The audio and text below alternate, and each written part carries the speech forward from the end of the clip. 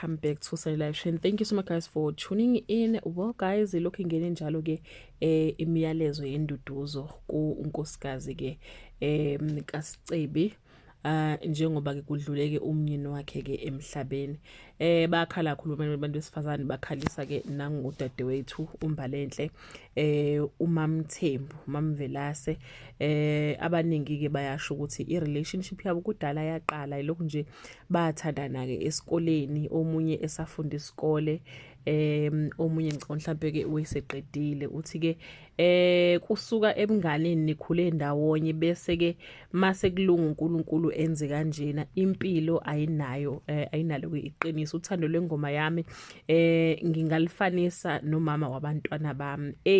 Uthandiwe Mamvelase sibonile na uMamvelase kukhona ke la eposte khona noma ke bemveze khona ke ngicabanga mhlambe kade kuyi status sakhe ethi wawungilobulelani uma uzophinde ungenze umfelokazi ngimncane kanje ngaze ngahlupheka emhlabeni.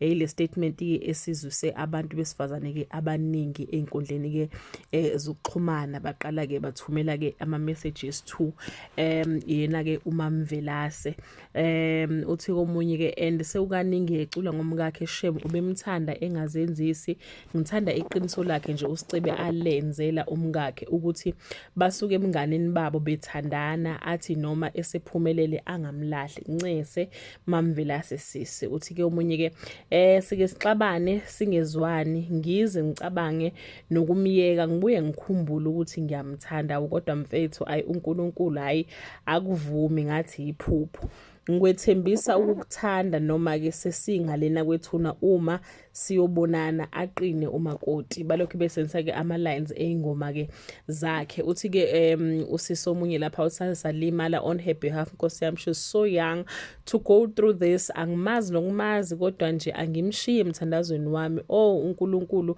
akampha amandla lobuhlungu ke bungelinganiswe kubhlungu kuyazwela shodi makuphela umuzi bese bezoshada. Kwanzima kakhulu ke siyi country pho sizophikisa kanjani intando kaMdali bese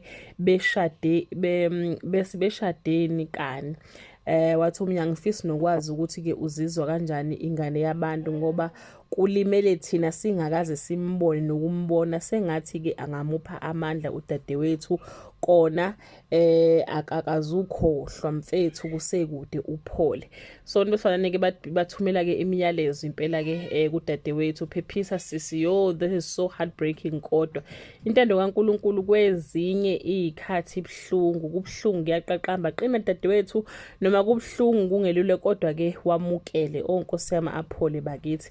Besemncane kakhulu bakithi besemncane kakhulu kuyavela futhi ukuthi ke yena ke uSicebi kade ke akha ke umuzi ngicanga ukuthi umuzi wabo ekade ke ewakha kuyavela impela double story umuzi nje omuhle obusuza for lo mndeni ke wakwaDlamini engazi ukuthi ngempela bakithi uNkulunkulu ke angamqinisa ke udadewethu. Kusho ukuthi bebekade bengakashadi noma bengakacaci umcaco lo ukuthi official yabo kodwa bese lobolile nje seqedile ngoba ngo2024 kukhona boyenza ke umabo nenqeba masondo nokubekelela ke kwebonda kukaMbalenhle and uSicebi.